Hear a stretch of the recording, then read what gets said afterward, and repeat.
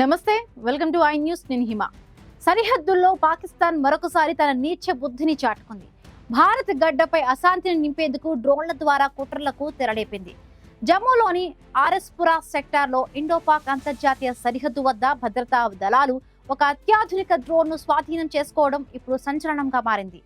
ఆయుధాలు, మాదక ద్రవ్యాల సరఫరా కోసమే ఈ డ్రోన్ను పంపారా, లేక రిపబ్లిక్ డే వేడుకల ముందు మన మిలిటరీ స్థావరాలపై నిఘా పెట్టేందుకు పాక్ పనిన కుట్ర ఇది?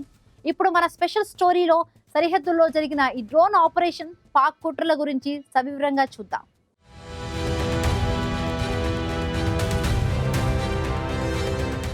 జమ్మూ అంతర్జాతీయ సరిహద్దుల్లో మరొకసారి హైటెన్షన్ నెలకొంది. నిన్న అర్ధరాత్రి ఆర్ఎస్పురా సెక్టార్లోని జోడాఫామ్ ప్రాంతంలో సరిహద్దు భద్రతా దళం జవాన్లు అనుమానాస్పద కదలికలను గమనించారు. ఆకాశంలో ఏదో ఎగురుతున్నట్లు గుర్తించిన వెంటనే అప్రమత్తమైన జవాన్లు ఆ ప్రాంతాన్ని జల్లెడపట్టారు. ఈ సెర్చ్ ఆపరేషన్ లో ఒక అత్యాధునిక నానో డ్రోన్ భద్రతా దళాల చేతికి చిక్కింది. ఈ డ్రోన్ ను పరిశీలించిన అధికారులకు షాకింగ్ విషయాలు తెలిసాయి.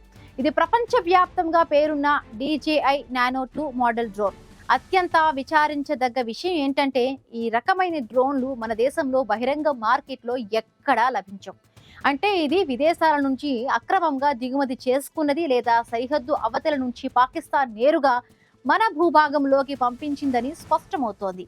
ఈ డ్రోన్ సైజులో చిన్నగా ఉన్నప్పటికీ దీనికి అమర్చిన కెమెరాలు, సెన్సార్లు అత్యంత ప్రమాదకరమైనవి. భద్రతా దళాలు ఇప్పుడు ఈ డ్రోన్ ను ఫోరెన్సిక్ సైన్స్ ల్యాబొరేటరీకి పంపించాయి. ఈ డ్రోన్ ఎక్కడి నుంచి బయలుదేరింది, దీని ఫ్లైట్ పాత్ ఏంటి, అది ఎక్కడెక్కడ తిరిగిందనే వివరాలను విశ్లేషించే పనిలో పడ్డారు నిపుణులు. ముఖ్యంగా రిపబ్లిక్ డే వేడుకలకు మరికొద్ది రోజులే సమయం ఉండడంతో జమ్మూ ప్రాంతంలో ఉగ్రవాద కార్యకలాపాలు పెరిగే అవకాశం ఉందని ఏజెన్సీలు భావిస్తున్నాయి. ఈ డ్రోన్ కేవలం రెక్కి నిర్వహించడానికి వచ్చిందా, లేక ఆయుధాలు, నార్కోటిక్స్ పడవేయడానికి ప్లాన్ చేసిందా అన్న కోణంలో జమ్మూ కాశ్మీర్ పోలీసులు లోతుగా విచారణ జరుపుతున్నారు. పాకిస్తాన్ ఇలాంటి చిల్లర వేషాలు వేయడం ఇదే మొదటిసారి కాదు.